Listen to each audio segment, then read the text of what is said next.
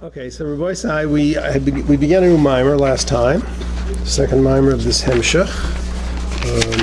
The Rebbe raised here a fabulous question. We've spent a lot of time talking about the distinctions between Tohu and Tikkun, and of course that makes sense because that's the whole point of the Hemshech. And the characteristic features, the fundamental distinctions between these two realms is, of course, Aris v'Kelim. And Tohu is characterized by Miyut HaKeli and Ribui Aris. Tikkun is just the opposite. Tikkun is Ribui Kelim and Miyut Or. Very nice. So we've really yet to get into details to what these two things really mean, but the features that the outcomes of these two qualities, of these differences, is that within the Olam HaTikkun there is a hiskalos. There is a mutual self-inclusion of attributes. There's a harmony. There's a synergy of attributes. There are, we know, of course, in the range of expression of spheres of attributes of koichais, there are koichais which are antithetical to each other. Chesed and Gevurah, the obvious ones. They mean different things. They pull in different directions. They're opposite in terms of their impact, or would seem they are. In their pure form, in fact, they are, as we'll see. That's the problem with Tohu. But the Gevurah and the Chesed of Tikkun not only do they get along, they cooperate with each other. They partake of each other. There is Chesed Sheba Gevurah, there's Gevurah Sheba Chesed, and therefore you have a tremendous capacity to absorb and to internalize light. Now, this hiskolos and this unity and this harmony that we've discussed is entirely a product of Kalim. You have the opposite situation in Olam HaTohu, in which case the Kalim are bekatnos, they're small, they're not capacious, and therefore the nature of those Kalim are called igulim, and the nature of those Kalim are to take things b'derech klal. They are being that this katnos HaKelim. What does a small Keli mean? I mean, we're not talking about the difference between a l'chaim glass and a kiddush cup. But the idea is that the Keli is incapable, the Kelim of Tohu are incapable of analyzing, of dissecting, of bringing or into pratim. So it takes everything b'derech klal. It first impressions, first face value, tremendous intensity. It is not capable of, these Kalim are not capable of distinguishing, of differentiating, of truly absorbing, because the or that they are shayach to is essentially an or makif. It's an or which is a total or, it's a general or, it's an undifferentiated or. So vis-a-vis chesed l'mashal, chesed is pure chesed. There are no distinctions in it. Either something is good or it's bad. If it's good, so the Keli sees it as 1,000,000% good. If it's bad, the Keli perceives it as 1,000,000% bad, and therefore, actually, the Kelim we're talking about are Kelim of Moyach, essentially, of the mind. And the example was a child. The child sees black and white. Katnas HaKelim are black and white. Either it's good or it's bad.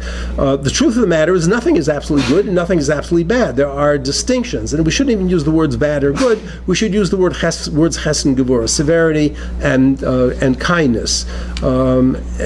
So the Kalim, which are broad Kalim, are capable of seeing in a situation which seems to be extremely negative, positive features, and therefore the intensity of the response to the overall negative quality of the experience is very much diminished. It's a more sophisticated, nuanced response. It's a mature response. Likewise with Chesed, there's something that looks to be extremely desirable and good. A large mind will be able to discern that, and there may be negative dimensions to this as well. One has to be a little bit cautious. One has to be not quite so enthusiastic, and therefore the response, again, with respect to Chesed, is one of a nuance, one of maturity, one of sophistication. This is Tikkun. Tohu, it's good. If it's good, it's fabulous. If it's bad, it's horrible. Period. There's nothing in between. The or that Tohu is dealing with are essentially is the or of Keser. These are nekudas. which we'll talk more about a little bit later on. So thus far we have been able to expand on the idea of kalim. Katnas HaKeli, Godless HaKeli, Godless HaKeli of Tikkun, Katnas HaKeli of Toyu. What about the Or? We've yet to really deal in any length or depth with the distinctions in Or. The Rebbe raises a question at the beginning of this mimer. When we're talking about Lamashal, Hiskololus, in Olam HaTikkun, we are talking specifically about Hiskololus of Kalim, the mutual interdependence, mutual interparticipation of Kalim, which gives us the broad, expansive nature of Tikkun. What do you do with Or? How does it work with Or? You've got Or of Chesed, you got Or of Gevurah. Or of Chesed is Or of Chesed. Or of Gevurah is Or of Gevurah. How do they interact? Is there such a thing as a skolus with Or? And if so, how does such a thing occur? Reb takes it a step further and says, we have another question. Never mind that the concept of hiskolus of Or, one within the other. But how is there a hiskolus of Aris v'Kalim altogether? Why should Aris be united with a complete union with Kalim? Why should they be attracted to Kalim? Why should they be enclosed in Kalim and united with Kalim? We define a sphere as Or and a Kali. So how does that happen? What's the question? The question is an obvious one. Again, they're two antitheses. They're two opposites in terms of their fundamental properties and in terms of their expression. Or, by definition, you may recall at the beginning of this Hemshech, we talked about Chesed and Gevurah. One dealt with the Or and the other referred to Kalim. Instinctively, intuitively, we think of Gevurah in terms of Kalim, because we think of Gevurah as something which restricts, which withholds, as a Keli does, and we would think of Or, that's Chesed, that's Hispashtus. The Rebbe pointed out it's just the opposite, that in fact the Or is, when we talk in a very general way, Or is Gevurah. The reason being is that the nature of Or is not Hispashtus. The nature of Or is Dveikus. The nature of Or is Aliyah. The nature of Or is ascent. The nature of Or is Bilti Mitzias. It's ethereal. It's Ayin Be'etzem. And its Tenua is one of Dveikus. So Or, left to its own devices, left to its own teva, let's say, its own nature, would be totally hidden, concealed all the time, because it would be Davik B'Mokar. Kalim, on the other hand, just the opposite. The nature of a Keli is Yurida. The nature of a Keli is Mitzias. The nature of a Keli is Hamshacha. So it's the Keli which is predominant in bringing Elukus Lamashal into the realm of whatever level you happen to be talking about. So the idea of Aris v'Kalim, being that they are opposites and being that their properties and their fundamental nature are contradictory one to the other, how do they get together to begin with? We want to talk about Hiskolus, we want to talk about unity and self-inclusion. The most general question we have to deal with, and we've dealt with it a little bit already. The first mimer dealt with the subject a bit. We're going to go in more detail now. So the question is, how do you make a shidduch between Aris and Kalim? Aris are going up, Kalim are going down. They have nothing in common. It's if you're a shadchan, this is not a date as far as anyone could see offhand. They're just so completely opposite in terms of their nature and in terms of the impact that they have. So this is the question. So we're on the page, top of page Reish Mem Tes, on the third line. There's an actual punctuation mark here, which is quite astounding. We should make a l'chaim on that alone. And we begin with Acha Inyan Hu, which means now we're going to get some explanation. Oh, I'm sorry. One more thing before we get into this. The Rebbe used as the paradigm for this distinction, or for the fact that Oirais are, I'm not for this distinction, but the fact that Oirais are incompatible, that Or of Chesed and Or of Gevurah would seem to be incompatible, the Rebbe uses an example where they are compatible. At least in terms of the mashal, they're compatible. And the mashal the Rebbe used was Malach Machoel, Malach Gavriel. Now those are malachim; they're not exactly Or, but they've been selected here to serve as a mashal for of the relationship between Or of Chesed and Or of Gevurah. Malach Gavriel is Gevurah; that's what he is. That's what he's all about. Malach Machoel is Chesed; that's what he is all about. How is it that that Malach Gavriel doesn't burn off Malach Machoel, and how is it that Malach Machoel doesn't drown out and extinguish Malach Gavriel. They function together beautifully. And this is the union of Oisei Shalom B'Meimav, he who makes peace in his high places. And we're going to get into this in more detail when the Rebbe just mentioned it in passing. The Rebbe is going to discuss it in detail in this ice. Things like this. Mebar is explained. It's explained in this inyan of he makes peace in his high places and exalted places. Mechoil sar shel mayim. Mechoil sar shel mayim. Mayim is chesed. Ugavriel sar shel eish. Gavriel, on the other hand, is the prince of Eish, which is Gevurah. So Mayim and Eish, you got either one puts out the other, or the other boils off the one. They do not extinguish each other. So how is this possible that they should function in their full intensity, in their full capacity, as Ches and Gevurah, as Eish and Mayim? How should they function in full capacity without interfering with the function of the other? How is it possible to make peace between fire and water? Very simple.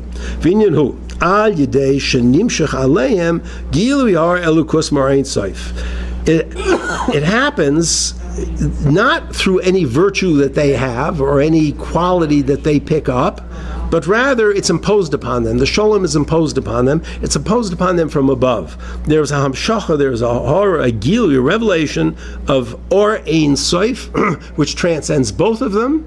And it's this gilui of Or Ein Sof which is responsible for being poil bittel in each of them to such an extent they can function very well together. Shaha'arazu lamayla mishnehem, this ha'ara that devolves upon them, that comes down upon them, is higher than both of them. Va'azi shnehem mizbatel ma'amdom u'matzavam. Therefore, each one of them becomes bittel in his maimed matziv. Ubezeh nasa shalom b'neihem, and there's a shalom between them. So there's for reasons which we do not yet understand, you have these two contradictory forces, major contradictory forces, and there is a gilui which illuminates both of them, which is poil bittel in them, which takes away their sense of yeshus, their sense of self, even their sense of being. And once chesed does not feel itself as intense chesed, it loses its sense of self. There's no problem sitting right next to fire. Water can sit next to fire, and the other way around as well. So there's a major or which is poil bittel in both of them, and it's that bittel which allows for the mutual harmony between these two entities. Even though these are two complete opposites, as at the outset, and mind you, in a sense, they don't change. So you were beginning with fire and water, pojit.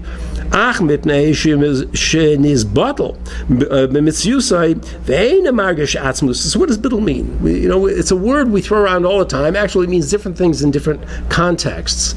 In this context, it means that it does not feel itself, that it is not self-aware. It loses its sense of self. Rebbe is going to give two very good examples of what this means in a very practical way. So once it loses, so now really, if you stop to think about the conflict between fire and water, is not innate to fire and water. Fire and water could get along. Here's a case where they do. If there's a or which is higher than both of them, which is poil bittel in them, they do just fine. So the problem here is not the essential nature of the fire and the essential nature of the water, the essential nature of the ches and the gevurah. The problem is the self-awareness. It's the yeshus. It's the yeshus which is the entire thing. Can they totally lose their yeshus? They don't lose their yeshus totally, because if they're bittul b'metzius, then they can't function as fire and water. Right. So the idea is they're bittul hayesh, not bittul metzius. They have to. If fire is not fire, it's no good to you. But they lose the negative dimension of fire, which is the sense of urgency that I must burn. That gets lost. So So in other words, basically they remain fire, remain water, but they have now they feel that which is above them. Exactly. And that which above them is Ratzon Elyon. So the fact that I'm fire, I don't have to. In the past, I had to burn because that's my personality. That's what I do. That's my job description. But now, since there's over me R of Ratzon Elyon, I have to do what he wants. That's all. It doesn't matter. I can. If it means getting along with the Mayim, we get along with the Mayim. It's no problem. It doesn't feel it's a problem. It's not even an issue. Well, The examples given are very good ones. Yeah. it's not that. Okay, fine. I thought that it's that he becomes so involved with the that he doesn't realize. Not that he's. What you're saying is now that he's commanded not to do it. Leave out the word command. It's a ha'ara. It's a gilui. Wait till we get to the Mishalom. I think will explain it very, very well. The einu margish atzmusay klal. He doesn't feel himself. Mamela, l'mashal. You've been to the Rebbe for dollars. You have a personality. You have an agenda. You have a ratzon. You have faults, you have mileage, you have chesron, you're a whole oilam, you're a whole universe. You have strong personality. When you're in front of the Rebbe, what happened to all of that? Nothing. Open up your mouth. You couldn't breathe. I mean, you didn't know who you were, right? I mean, you just didn't know who you were. You were totally Bidl Metzias at that moment. Not Bidl Metzias, but the Yeshus was gone for that moment. It returns. The problem is a makif, so it comes back. But anyway, We need a little bit of that too. yes, you do. Right. So the ein margish atzmusay klal. They don't feel themselves all together. The mele ein chaveroi hefchi nidmaloi lahafchoi umenagdoi klal. So his companion for the chesed, it's the Gevurah. For the Gevurah, it's chesed. Its opponent, its opposite neighbor. It doesn't feel the antagonism anymore. Because it takes two to tango. You have antagonism, there's got to be a you who is antagonized, and there has to be an antagonist. If there is no you who is antagonizable, there's no antagonism. It's interesting. So giving forth here, I mean, sort of the basis, a psychological basis of all machlekes, is that a person feels threatened by the other guy. Well, he won't feel threatened even though he's different from him, even though he's the opposite of him, but if he doesn't feel threatened... But the truth is not just he feels threatened, he is threatened. Why is he threatened? What is threatened? His yeshus. If he's right, what does that mean? It means I'm wrong. I'm wrong? How could be such a thing? If it doesn't care whether he's right or wrong, he's interested only in the inyan, which is machlokes l'shem shemayim, which I've seen somewhere because it's possible for maybe a half hour among high people. So then, if he doesn't, the whole thing is yeshus. That's the concept of threat. What is threatened? Who is threatened? It's not nefesh is not threatened by anything. it's only a perception. Okay, but the yeshus, some dimension of a person is some aspect of the yeshus is threatened. This is the source of conflict. Could be covet, could be money, could be no matter what dimension it is. If a person's mitzias is threatened, so that's the yeshus which is threatened. If a person is bidl b'tachlis and realizes why he's alive in this world, nothing can threaten him because it doesn't matter. He forgets himself. He forgets about himself. He loses himself. So here are two mishalim. First mashal, there are two guys. Hamizvachim be'ezadin. They're in the midst of a halachic discussion, and they're in conflict over a particular halacha. Zeh aser v'zeh matir. This one says no way that's permissible. The other guy says, on the contrary, it's 100% permissible. It's a sharp machlokes. V'chol echad v'echad, each one of them, oimer seichel v'svar ladat. Each one, we're not talking about fools here. Each one is offering a reasoned, a whole shachal v'tari as to why he's taken his opinion the way it is. V'nasa machlokes gedola. It's not just machlokes gedola. With the implication, if you left the word gedola out, it could be any two shnooks in base medrash hammering it out. Machlokes gedola implies there's it's a substantial machlokes, the product of substantial minds. Beinayim, between them. Ad shehem ahepchim be'esh u'mayim. They have gotten to the point where they are fire and water. I don't know if you guys have ever seen that picture, the famous painting. It's on the front of Rabbi Aryeh Zevin's books on Chassid Shemaislach of the Talmudic dispute. The four guys sitting around the table. Yeah, they look like they're ready to kill each other. So what do? They've got this tremendous machlokes, and they cannot see eye to eye in this area. Kishabayim lifnei Rabin. So what do? They go to the Rebbe. They go to their Rebbe. Lishmaya Rabin. Why are they going to the Rebbe? The language here is interesting, but to keep an eye on it for the moment because it'll become significant a little bit later on. They go to the Rebbe. Go to their Rebbe, is their authority. Why? What's he going to say? What is his view of this? What does he think about this machlokes? The fact they're already going to the Rebbe means that that's already very nice. To hear what he's got to say, Ozim is battling Shnehem. The minute they stand before the Rebbe, they're bittul to the Rebbe. There's no, they don't exist. Their opinions are not nirgish anymore. They put themselves aside, they put their minds aside. Why? Because they want to hear what he's got to say. And you cannot absorb what a mashpia has to say if your mind is filled with what you've got to say. You shouldn't even be interpreting or analyzing what the mashpia or the Rebbe has to say, b'shas ma'aseh, because again, you're putting yourself into the picture. You want to know the truth. These men are sincere people. They want to know the truth. Sharp machlokes, the real machlokes, and they've come before the Rebbe and they've been mevatel themselves, which means they are now effectively makabel. They're ready to receive. They put away their original concepts, Mishmayim es ha-seichel, and they listen to the seichel. Sha'im harav. They listen to what the Rav tells them. B'zeh in this. Shu hagbol l'mayil mishneim. This is higher than both of them. The seichel, which is identical with the Rav is identified with his seichel, is head and shoulders above both of these people. And therefore, they don't exist in his presence. In their own eyes, they don't. That's why they went to him. They simply don't exist. What exists is what's coming out of his mouth. That's all that matters. And when you're bound to the truth and you're bound to a high level of gilui such of this sort, the trivia is, it's you forget about it. It doesn't exist. You know yourself that when you're concerned about small things and little things are bothering you or trivia, and all of a sudden you hear a piece of news which is overwhelming. What happens to the trivia? This is like it never, it's like it went away. It doesn't happen because it's completely inundated by something much larger than itself.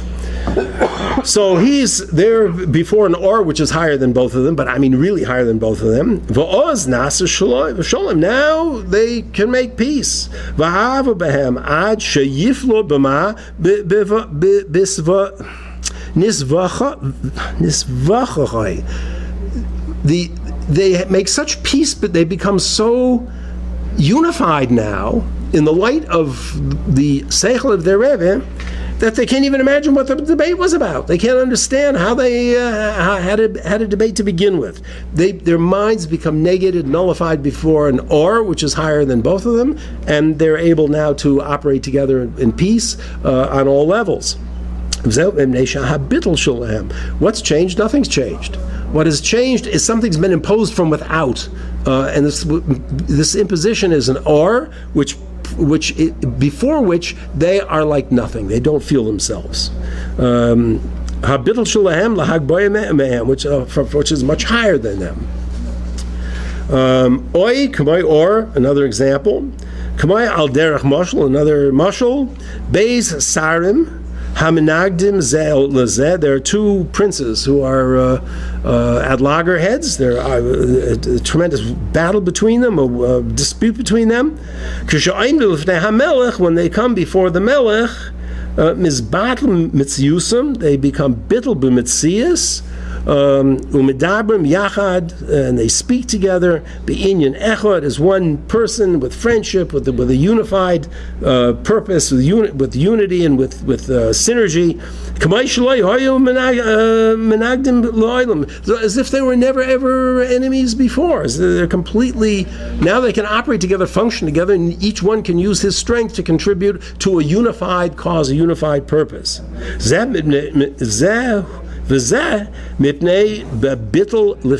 Why? Because of the Melech. So Prince A is Prince A, Prince B is Prince B. They're going to stay that way. The thing is, the Melech is going to come into the picture, and now Prince A is not in his own mind the Prince A. Prince B is not in his own mind Prince B. And what remains are whatever was valuable in their particular positions, which can now function together very, very well. The Histaktis isn't there because the Yeshus isn't there. So, Rabbi, let me ask you a question. Why do you need these two mashalim? Why isn't one mashal good enough? Very different. They are very different. They change. They themselves change. Pardon? The first one, the Talmidim before the Rebbe, they change. What about the the? They stay the time when they go away from the Melech, they stay where they were before. Only when they're in front of the Melech. Only when they're in front of the Melech. Okay, so these guys go. Well, first of all, we know the Rebbe doesn't say that, but that's most likely the case. But why? So how does that help us in understanding what we're talking about here? Because it's going to come to Achrei-Mos now. Fines come to Achrei-Mos. Why couldn't either one be used for Achrei-Mos? What does the one give in terms of understanding the bittul of Ayr that the other one doesn't give? Well, the first mashal, there's a greater bittul. No. They're voluntary in the first You one. totally take out your asaga. You totally mevatel your asaga. Let's go back again to the nimshal. It's very important. The Rebbe does not waste words, right? So we have to really have a sense of what each mashal is bringing to the table. You're absolutely right. What you said is absolutely right. But so why is it necessary to have both of them? The reason, it would seem, if we look at it carefully, so the first inyan is an inyan in seichel, it's an inyan in or panimi. Okay, this is their bittul. They went to the Rav after all, and their bittul is because he's a Rav. Now, if you took the guys from the first mashal and you brought them to the second mashal, you brought them to the king in the second mashal, nothing would happen. That doesn't solve the machlokes in any way whatsoever. Okay, because what the Rav is seichel. That's or panimi. That's or which comes in seichel, and this is an or which is makif taka on seichel, and there's a bittel in this poil bittel in kalim of seichel, and in the or of I should say in the or of seichel in the inyan, which is of totally and completely because a comparable type of or but infinitely higher has been shown down on them. In the second case, they could be idiots. It's got nothing to do with seichel. It has nothing to do with anything but pneumis, really. It has to do essentially with midas. Okay? Why are these princes fighting? The Rebbe doesn't say. But Mustam, it's a matter of land, it's a matter of covet, it's a matter of money. Who knows what it is? There's some politics, some major thing.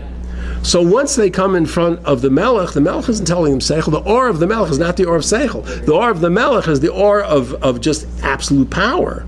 I remember years ago, I have two colleagues, I suppose I still have them, but we're not colleagues anymore, who, very common in academic life, couldn't stand each other. They were enemies. They couldn't.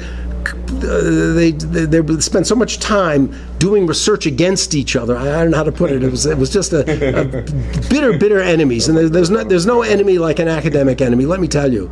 I remember I found myself once on a statutory committee of a committee struck by the dean. Statutory committees are struck by the university.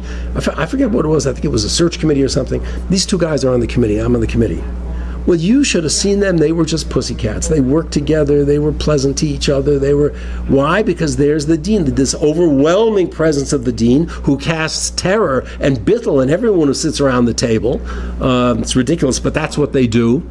And so what happens? He actually sits in on these. Well, he has to chair the committee. So his presence alone was enough that you forget who you are. Look who's there. It's you can't feel yourself all together. This guy didn't feel himself. The other guy didn't feel himself. like Zev says, the minute they walked out of it, they'd be at each other with guns and knives if they could. But I think what the Rebbe is doing here is giving us an all-encompassing, all possibilities in or Pnimi, or Makif, or Haseichel, or Hamidus. That the same principle is applicable. We're dealing with artists as they apply to Kalim, whether they're more Chitzonistic kind of or more Panimistic kind of or, whether it's the or of Seichel as in the first case, which is truly a Panimistic kind of or, whether it's an or which is not so Panimistic as in the second case. That it's not, the point here is that it's not so important I should say the or that's makif on them, that poses bittul on them, is determined by the nature of the or that has the problem to begin with. So in the case of or seichel, it's going to be a makif and seichel. It's going to be a or ein soif, which is going to be devolved upon seichel. In the case of midas, it's going to be midas. And I think without both of these, one might find ways to wonder whether, in fact, you have the exact same kind of hisaris milamayla in all cases. The Rebbe here is covering all bases. And that's my sense of it. Does that hang together? So it's very beautiful. I mean, the mashalim cover all angles, whether it's the or of, no matter what the nature of the controversy is, there's an or milamayla, but the or milamayla, it's not just stam or. It's an or which can be appreciated and felt, be nirgish, in the two disputants. In the case of the two scholars, it's an or which is a transcendent or, but it's an or in seichel primarily, an or in respect for seichel or whatever. In the case of the two princes, it's an or in power or whatever. But the fact is that the main thing is that it transcends both of them, and it's poil bittul in both of them. You don't see a difference in the bittul of the two mashalim? Well, I mean, the bittul, the bittul is that the two guys who had the machlokes in this particular area, the machlokes is over. That's they have, but they've been given something too, and they've accepted it. But you see, here when they come to the Rav, they themselves are actually sort of they put their seichel on the side. That's where the bittul happens when they come to the Rav. So what is going to be mavatal? Seichel is totally gone. But so now I want to hear what the Rav has to say. I'm forgetting about what I have. But it's not only the seichel; it's the ego also. It's everything. Well, yeah, okay, fine. But in the second mashal, yeah, the two ministers. Well, this guy remains the minister of transport, and this guy remains the minister of finance. Yeah. They didn't forget their portfolios. Okay. But they just, because they have this sense of higher purpose, so they get together, they work together. The thing is, we don't know what the hisnagdus is. It could be they just hate each other. We don't know. It's specifically the reason is left out, because the idea of the bittul is simply a bittul, a klolistic bittul. In other words, here is an or which engulfs both of them, and therefore they are taka bittul before the or. And again, the mistam, it's a makif which is not nitfis the same way a seichel is, so it probably disappears very quickly, as midas generally do. But the point is that the bittul, whether you're dealing... more panemius, right? Seichel is much more panemius. So that's why you have to get rid of whatever you have in order to... Well, you do, but in the case of two people who cannot stand each other for them or to work harmoniously, they've got to get rid of their yeshus too. But in this case, the yeshus is primarily a yeshus involving seichel, and with these guys, it's a yeshus involving midas. The main point here being that it doesn't matter, that the nature of the or the result will be a makif, which is effective for that particular type of or. Again, I mean, the two princes go before the rabbi, nothing's going to happen. The two Talmidei Chachamim go before the king, nothing's going to happen. So the or, that's right. V'al derech ze yoven gam kein be'inyan Mechoel v'Gavriel. This way we can also understand Malach Mechoel, Malach Gavriel. She'oisa shalom b'neihem, that peace is made between them. Al yedei hagilui ha'or shelamaylim mishneim, because of a gilui which is higher than both of them. Shemeir aleihem v'al yedei zem is batl mitziyusim. Therefore, it's revealed on them, and they become bittul b'mitzias, in the sense that they lose their hergish, their self, their sense of self. Again, it has to be a makif which can be appreciated. If the makif cannot be, it's not shaykh, that kind of a makif, then it's not going to work. It's very important, Rabbi Isai, because where does the makif come from? That's ultimately give me the question we're going to ask in the next days. Or all of a sudden you got Malach Mochel, Malach Gavriel, you got the two Talmidei Chachamim, you got the two princes. The king comes into the picture, the rabbi comes into the picture. With Malach Mochel, Malach Gavriel, or Ein Sof comes into the picture. Why? What brings it into the picture? They seem to be doing just fine, or they were there before that or came into the picture, presumably, or at least in their very etzem mahus, this one was fire and this is water. Now all of a sudden, something has happened to change their sense of self. What brought that into the picture? It's very much dependent upon something, which we're going to see. In this way, Yovan Gam came. We can understand also Inyan or Vikelu. We can understand the why an or is maluvish and a keli. The Rebbe mentioned earlier that it is a forced shidduch. That an or to go into a keli is not natural, is not normal. Then what's natural for or is aliyah. What's natural for a keli is yurida. What brings them together? It's forced. It's mukhrach. But the Rebbe also pointed out before that it cannot be mukhrach because or is mamshech only with simcha, only with ratzon. It is not a force. It's a forced situation, but it's the forcing is not negative. It's a forcing of positivity. So Yovan Gam Kain B'inyan or V'Keli Sha'al Pi Teva or Hapchi V'Misav V'Keleb. By the nature of or is totally opposite the nature of Caleb. Mekol Makam Yashpia or Beratzen V'Eir V'Yishtatif B'Keli. There's an or which is higher than both of them, or of Ratzen, so this can come about. V'Hu Al Yidei Shemir Ala or Ha'or Gvoya Ma'oid. This Ratzen to the or is Mashpia Beratzen unites with the Keli Beratzen. This is because there's an or which is higher than all of them. Naila Mamenu, higher than them. Vanasa Bechin is Bittel B'Metzias. The or becomes Bittel B'Metzias. Interesting Lashon, because there's an or Bittel to begin with. Isn't it bittul to begin with? Is that the nature of or? Or nature of or is ayin. And the fact that it is bittul, isn't that is why it's davak b'makare? So the bittul here would be the bittul in teva. Its teva is dveikus. An or comes, which is malamayla, these oros, and therefore the or loses its sense of self. What's its sense of self? Its sense of self is zeratzai. That's what it wants. So now it can go in the other direction. B'metzias ba'or ad shelo yargish atzmusay klal, to such an extent the or does not feel itself. Again, by feeling itself, these are human terms. These are anthropomorphic terms. What does it mean by feeling itself? It does not feel its need for aliyah. It puts aside its own. It does not sense its own teva, which is aliyah. Umachmazeh yored b'ratzain, and therefore it descends against its teva, but b'ratzan, willingly. Im hakeli, to unite with the keli, im shiva hepcha, even though they're opposites. Okay, are we okay? All right. So now comes the real question. Now we have to understand. Where does the R come from? Very nice. You have these two antithetical ches and gevura. Never mind ches and gevura. You have or and kalim. The or, the nature is to go up, and now it's going down willingly and happily. Why? There's this or, which is, where did it come from? How did it come about? Where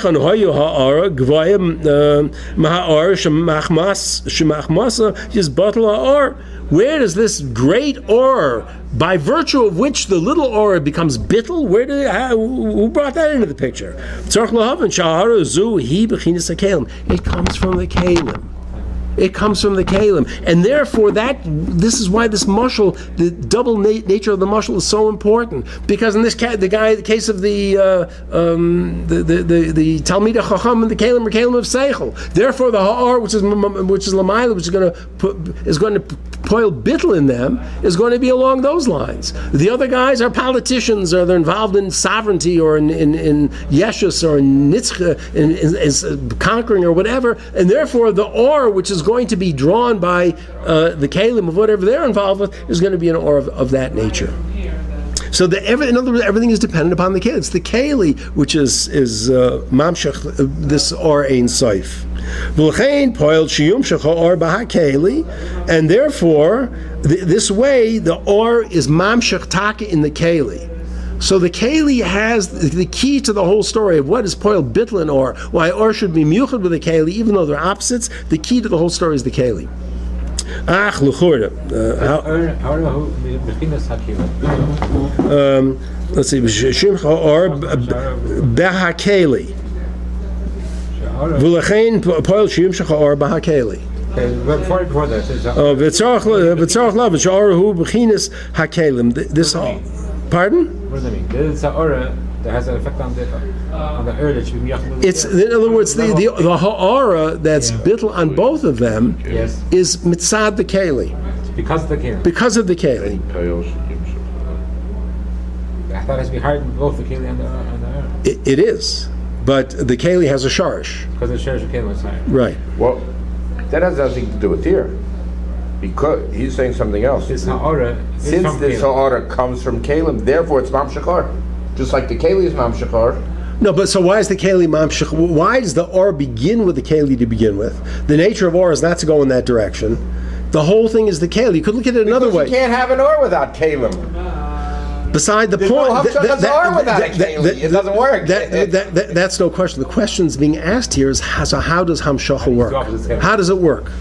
How is it that you can make this hischavrus, this miraculous hischavrus, this mafli lasois, that's highest v'guf? How is it possible? What's the mechanism by which this comes about? It comes about because there's a ha'ara, which is poil bittel in the or, Right. and that ha'ara is the source of the source of the keli.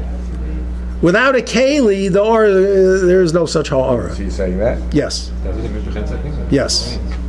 The whole thing is the keli, the shorish of the keli. Shorter to him. V'lechein poil sheyum. Why does that pale? We're going to see. Let's see. V'chol poil sheyum shecha or b'hakeli, ach l'chura ha'or l'maylim. So the Rebbe says, wait a minute. So up till now, let's make sure we're absolutely clear on this. It's extremely important. You have or, which is by beteva, by its metzias and muhus is aliyah. It is going opposite its teva, which means there's some powerful force which is depriving it of its sense of self, which its own teva is not recognized within itself, and it is drawn toward a keli. Where does that or come from? That or comes from the keli, comes from the shorish of the keli. Were there no keli, you wouldn't have that or.